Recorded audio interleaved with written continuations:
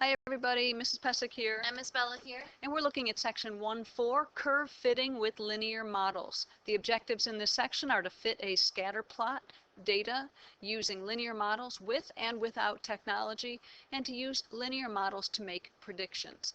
Your vocabulary in this section: regression, correlation, line of best fit, and correlation coefficient. Researchers, such as anthropologists, are often interested in how two measurements are related. The statistical study of the relationship between variables is called regression. And we got a nice picture there of anthropologists. No, is it really? No, it's like paleontologist or something. All right, a scatter plot is helpful in understanding the form, direction, and strength of the relationship between two variables. Correlation is the strength and direction of the linear relationship between the two variables. So in this case, we have, in these examples, we have some scatter plots. Here we can see that the general trend is up and to the right for this data, so we would say that this is a positive correlation. And here we see the general trend is going down to the left, so we would say that it still has a correlation, but it is a negative correlation. And in this one, the points just seem all over the place, so we're going to say that there's really no correlation. All right, if there is a strong linear relationship between two variables, a line of best fit or a line that best fits the data can be used to make predictions. So a helpful hint: try to have about the same number of points above and below your line of best fit if you're drawing it in by hand. So let's get into an example with this. So our first example is about meteorology, and we have Albany and Sydney are about the same distance from the equator. So we're going to make a scatter plot with Albany's temperature as the independent variable. So again, I assume that's like Albany, New York, and Sydney, Australia. Yeah, yes, that would be my guess. Okay. So remember, independent, that means that that's going to go along the x-axis. We're going to name the type of correlation that we see here, if we see one, and then we'll sketch a line of best fit and find its equation. So we have our table here with our data. So we have all 12 months, and we have Albany and Sydney and their temperatures. Again, so when we do our graph here, we're going to want Albany to be along the x-axis and Sydney to be along the y-axis. I just counted by tens here to kind of plot those. And go ahead. 10's on your x's and 20's on your y. Oh yeah, I didn't even notice that. Yes.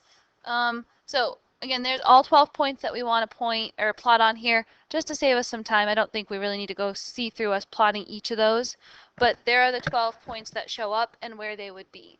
So again, we've just kind of used those as ordered pairs.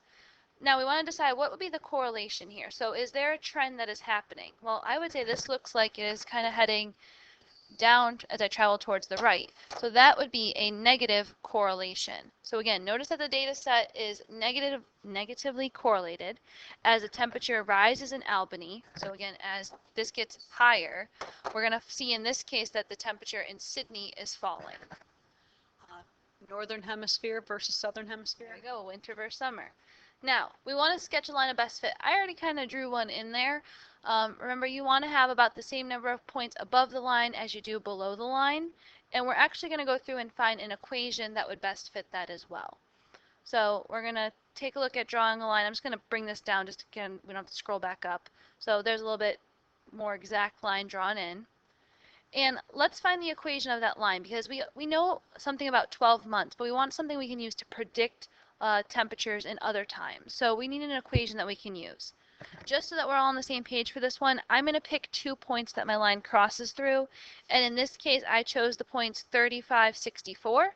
So right here, that hits my line, and 85, 41, which is actually going to be right around here on there. My circle's off a little bit. Okay. There we go. Okay, so we have our 2 points there. Now, we're going to take a look at these, and we are going to make our equation. So how am I going to make an equation? Well, first we need to find the slope. We just talked about doing slope before. In a previous video, remember that your slope is your m value, so you want to do rise over run, your y2, y1 over x2, x1. We subtract those. So you can see those just kind of plugged in using this as x2 and y2, and this is our x1, y1. So we find out in that slope that our slope is negative 23 over 50, or negative 0.46. So that's the slope that we'll use when we write the equation of our line. And I don't know what my intercept is. Remember, I don't know where my y-intercept is when Albany's temperature is 0. I don't know what Sydney's temperature is. Yeah, that's what we would probably predict from here, but we want to use the 2 points that we've used to keep this line accurate. So instead, I'm not going to use slope-intercept, but instead, I'm going to use point-slope form to actually help me out in this case. So if I use point-slope form, remember point-slope form has y minus y1 equals m, which we just found right here, times the quantity of x minus x1. Again, y1 and x1 can come from any ordered pair of the two that you're using, as long as you use the same x and y that go together. So we're going to use what we called x1, y1 here to help us out. So I'm going to plug in my y1, plug in my x1, plug in my slope, and just to clean that up a little bit, I'm going to distribute through, and I'm actually going to end up adding this 64 over to both sides to get into a y equals equation. So we'll end up with our equation for our line of best fit that models the data as y equals negative 0.46x plus 80.1. Remember that this x is standing for Albany's temperature because that was the independent, and the y here is standing for Sydney's temperature. Okay, just so you know what your variables are representing in that case. Okay, the correlation coefficient, R, is a measure of how well the data set is fit by a model. So the properties of a correlation coefficient are, R is going to be a value in the range between -1 and +1, including those values. All right, it cannot be greater than 1, it cannot be less than -1. If R is exactly equal to 1, then the data set forms a straight line with a positive slope. If R is equal to 0, then we would say the data set has no correlation.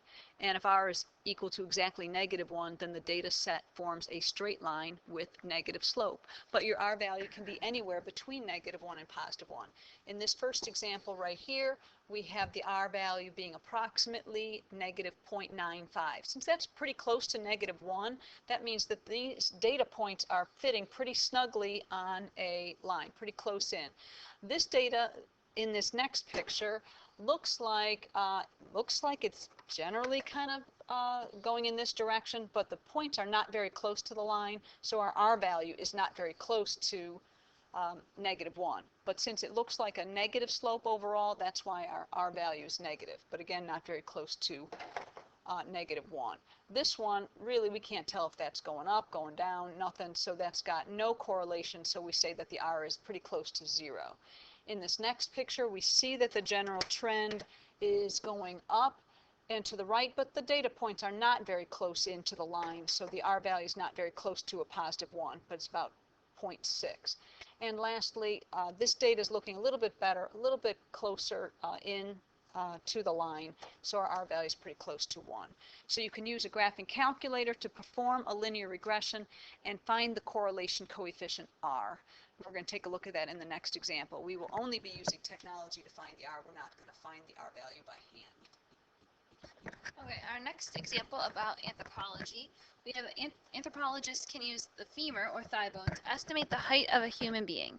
The table shows the results of randomly selected samples. So we have in the first column there the length, and in the second column their corresponding height. So first thing we want to do again is make a scatter plot. We notice here that we're going to use the femur length as the independent variable, so that's going to go along the x-axis.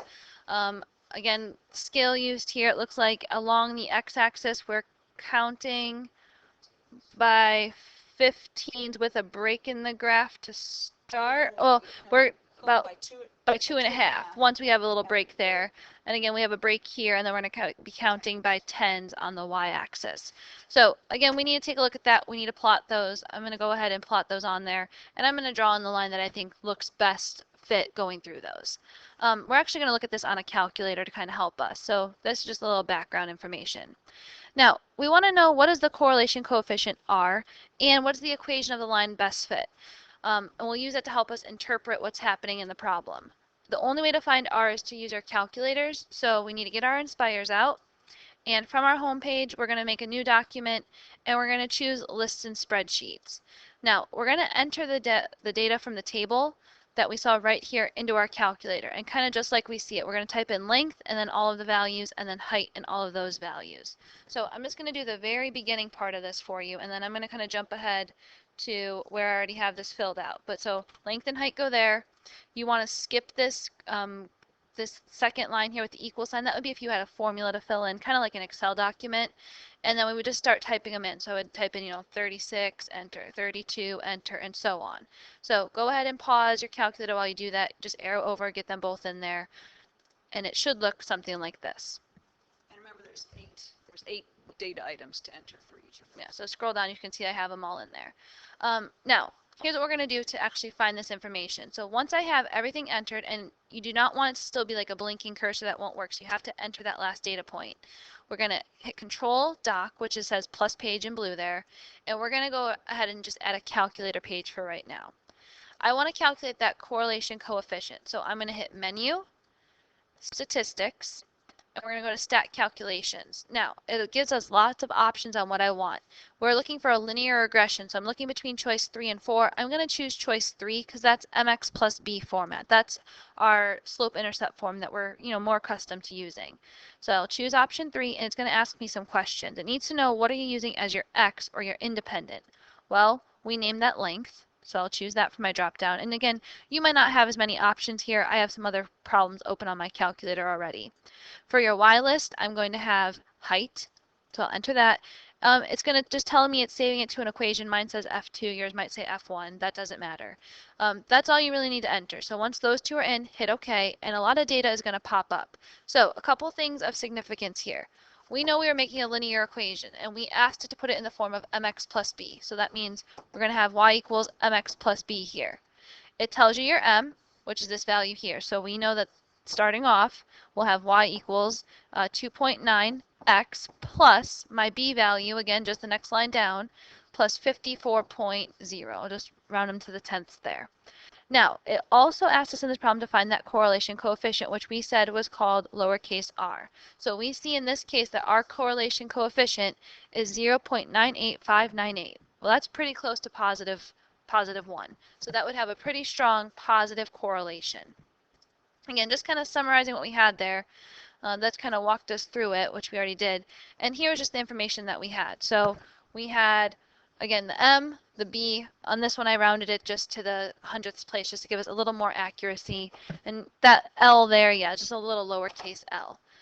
So if I was looking at this, well, what did that m tell me? My slope was about 2.91. So for every 1 centimeter increase in the femur length, the increase that we would see in their height, we're predicting to be about 2.91 centimeters. It also told us that, again, our positive correlation was pretty strong since it was very close to positive 1. Okay, so now a man's femur length is 41 centimeters, so we're asked to predict the man's height. So we're going to use that equation that we found with our calculator, and this is the height is about 2.91 times the length of the femur plus 54.04, and we're going to use the equation to predict the man's height. So we're going to plug in 41 for L for the femur length, so that's 2.91 times 41 plus 54.04, and we end up with the man's height being about 173 centimeters tall. So if a man has a 41 centimeter long femur, he'd be about 173 centimeters tall. Okay, so let's take a look at example 3. This is an example from meteorology. It says find the following for this data on average temperature and rainfall for 8 months in Boston, Massachusetts. So we see here that if the temperature was 29 degrees in Boston, then the rainfall would be about 95 millimeters. As the temperature goes up, we can see various amounts of rainfall. So we're going to try and see if there's a pattern going on here. So we're going to make a scatter plot of the data with temperature as the independent variable.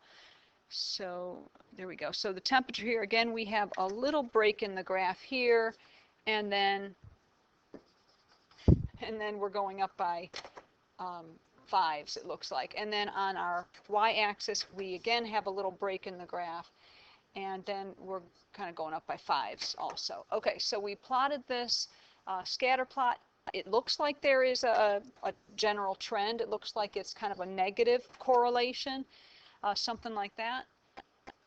And we're going to find the correlation coefficient and the equation of the line of best fit, and we're going to draw the line of best fit on our scatter plot. So we're going to use a calculator to do this. So we're going to enter that data in the calculator. All right, we already have it entered here, temperature and rainfall. Why don't you take, you might want to pause this video and enter the data that was on the previous page there. There it is. So go ahead and pause the video, enter that in your calculator, and then start us up again. Okay, so hopefully you've got all your data entered, temperature and rainfall, and now we're ready to, we're going to look at the graph. Okay, so let's do Control Doc, which adds a page, and we want to go to Add Graphs. No, I'm sorry, Add Data and Statistics page. So if we go to a Data and Statistics page, we want to click down at the bottom where it says Click to Enter a Variable, and that's going to be temperature. And then we're going to put our cursor over on the left, click over there, and add the dependent variable, which is rainfall. It arranges our data for us. There's the data that we saw before. And again, we think that this looks like a negative correlation. Let's actually do the correlation right from this page. So let's go to Menu and Analyze and Regression. And we want linear regression, so we're going to choose that top option. And there's our line. We can kind of slide that so we can see it. And we can see the equation is y equals negative 0.346 times x plus 106.4 approximately. So we see it is a negative slope on this. So as the temperature increases, the rainfall decreases. Okay, and so now we also want to find the correlation coefficient. So let's add a new page. We're going to go Control Doc again, add a calculator page, and this time we want to push Menu and Statistics and Stat Calculations. We're going to do that linear regression again, and we're going to pop in our temperature as our X list, and we're going to pop in rainfall as our Y list. We're going to say OK, and there's our slope that we saw from the data and statistics page that we already know about. There's the y-intercept. So we know our equation is y equals negative 0.346x plus 106.4. And we can see our R value, our correlation coefficient, is negative 0.7. So not the best fit, but it's still a correlation. So we would say that that has perhaps a weak correlation as opposed to a strong correlation. All right. Now, let's do just a follow-up question here. We want to predict the temperature when the rainfall is 88 millimeters. So, 86 millimeters. And we'll just look at how accurate we think that is just by kind of looking at our graph. So, again, here's our equation that we carried over. Remember that in this case, that x was the temperature and y was the rainfall. So, if we know that the rainfall is 86, we're going to plug that in for my y value. To solve for x, I'm going to subtract 106.4 from both sides. And then again, to solve for x, I'm going to divide both sides by negative 0.35. So again, x is approximately, because you don't see an equal sign there because it's a prediction, it's approximately 58.3. So we're saying that we think, based on what we know from the trend that we've seen, that it would, if there were 86 millimeters of rain, that it's approximately 58.3 degrees. Now, remember, we didn't have the most accurate graph here, it wasn't like a strong positive one or negative one. But if we look at this, okay, somewhere on our line here, if we wanted to know, again, when it was somewhere around here, I mean, it's pretty close. It's not the best, but I would say it's a fair assessment of where it might be. Okay, just something to kind of keep in mind when you're looking at this. But that takes us to the end of our lesson, so thank you for watching. Have a good day.